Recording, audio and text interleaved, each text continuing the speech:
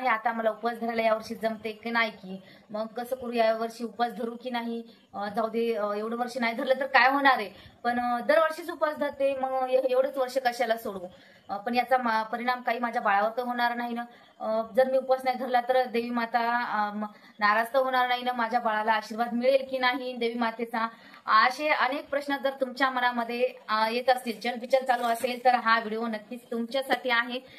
कारण गरोदर महिलांनी उपवास करावा की नाही, नवरात्रीमध्ये उपवास करावा की नाही, जर उपवास केला तर आपण कोणती काळजी घ्यायला हवी, कोणकोणते पदार्थ खायला हवे जेणेकरून आपली तब्येत चांगली राहील, बाळावरही त्याचा काही परिणाम होणार नाही, आणि कोणत्या महिन्यापर्यंत आपण उपवास धरायला पाहिजे, कोणत्या अवस्थेमध्ये उपवास धरायला पाहिजे, नाही धरायला पाहिजे, आणि उपवास सोडते वेळेस आपण काय काळजी घ्यायला हवी.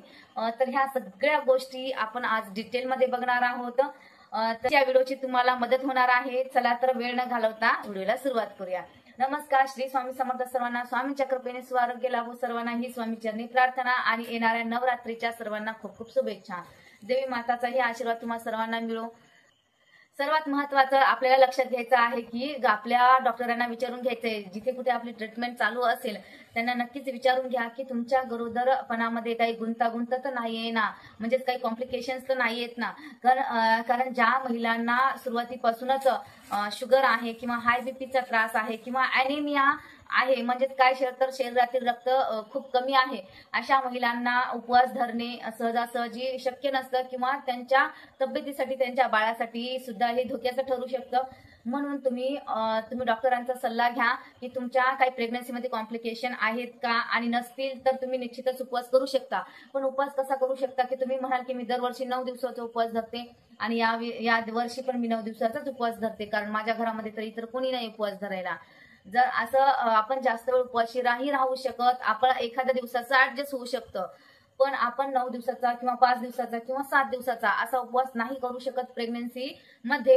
कारण जर आपण जास्त वेळ उपाशी राहिलो तर निश्चितच आहे की याचा परिणाम कुठे ना कुठे आपल्या बाळावरती होणार आहे. कारण आपल्याला प्रेग्नन्सीच्या काळामध्ये आपल्याला 6व्या महिन्यापर्यंत उपवास धरता येतो, पण 7व्या, 8व्या, 9व्या महिन्यामध्ये आपल्याला बाळाचं वजन जे आहे ते खूप झपाट्याने वाढत असतं, आणि बाळाला पोषक तत्व सुद्धा तेवढ्याच पटीने आपल्याला पुरवणं गरजेचं असतं. आणि जर का आपण उपवास धरला या शेवटच्या तिमाहीमध्ये तर निश्चितच आपल्या बाळावर त्याचा परिणाम होऊ शकतो. म्हणून तुम्ही जर का 6व्या महिन्यापर्यंत असेल प्रेग्नन्सीच्या तर तुम्ही निश्चितच उपवास धरा. पण आता आपण उपवास कशा प्रकारे धरणार त्यावर पण काही गोष्टी डिपेंड आहेत. कारण बरेच जण काय करतात की त्यांचा नियम असतो की मी निरंकार उपवास धरेल, काही जणांचा असतो की मी फक्त पाणी पिऊन उपवास करेल, काही जणांचा उपवास असतो की मी फक्त फल आहार घेऊन उपवास धरेल, काही जण काय म्हणतात की आम्ही म्हणजे पूर्ण आहार घेऊनच उपवास धरू. तर अशा जर तुम्ही प्रेग्नंट आहात तर तुम्हाला उपाशी राहून अजिबात उपवास करायचा नाहीये. तर आपल्याला दर 2 तासांनी काही ना काहीतरी आपल्याला खात राहायचं आहे. मग आपण नेमकं काय खायचं याविषयी सुद्धा जाणून घेणार आहोत. व्हिडिओ अजिबात स्किप करू नका. आता तुम्ही हे ठरवलेलं आहे की मी दरवर्षी उपवास धरते ना, आता मला धरायचाच आहे, तर आपण काय घेऊ शकतो आहारामध्ये ते बघूयात. पण ते बघण्याच्या अगोदर माझी तुम्हाला एक रिक्वेस्ट आहे की जर का तुम्ही आपल्या चॅनलला पहिल्यांदा व्हिजिट केली असेल तर प्लीज आपल्या चॅनलला तुम्ही सबस्क्राईब करा, त्या बाजूची बेल आयकॉन दाबून ऑल वर क्लिक करा, जेणेकरून अशाच नवीन नवीन व्हिडिओची नोटिफिकेशन सर्वात अगोदर तुमच्यापर्यंत येईल. आणि हो, हा व्हिडिओ जर का तुम्हाला हेल्पफुल वाटला असेल तर लाईक करायला अजिबात कंजूसपणा करू नका, कारण हे फ्री आहे आणि मला मोटिवेशन भेटतं अशा नवीन नवीन व्हिडिओ बनवण्यासाठी. तर निश्चितच लाईक करा आणि इतर महिलांसोबत नक्कीच हा व्हिडिओ शेअर करा. आता आपण बघूयात की उपवास धरल्याच्या नंतर आपण दिवसभरामध्ये कोणकोणता आहार घेऊ शकतो, आणि आपल्याला उपवास धरायचा तर ते कशा प्रकारे धरू शकतो. आपल्याला 9 दिवसाचा उपवास धरायचा नाही हे मी सुरुवातीलाच सांगितलं, पण आपल्याला घटस्थापना ज्या दिवशी होते त्या दिवशी उपवास धरायचा. म्हणजे आम्ही त्याला उठता बसता उपवास म्हणतोच. म्हणजेच काय तर देवी ज्या दिवशी बसत आहे, मग घटस्थापना ज्या दिवशी होणार आहे त्या दिवशी उपवास धरायचा, आणि अष्टमीच्या दिवशी शेवटच्या दिवशी एक उपवास धरायचा. असं आपण करू शकतो. आणि या आहारामध्ये काय घेऊ शकतो तर आपण शिंगाड्याच्या पिठाच्या पोळ्या घेऊ शकतो, किंवा आपण साबुदाण्याची खिचडी घेऊ शकतो, फळं घेऊ शकतो. आणि फळं सुद्धा आपल्याला सर्वच फळं प्रेग्नन्सीमध्ये चालत नाहीत. आता आपण प्रेग्नन्सीमध्ये कोणकोणती फळं घ्यायचे तर याचा व्हिडिओ, एक शॉर्ट व्हिडिओ आपल्या चॅनलवरती आहे, तो नक्कीच चेक करा.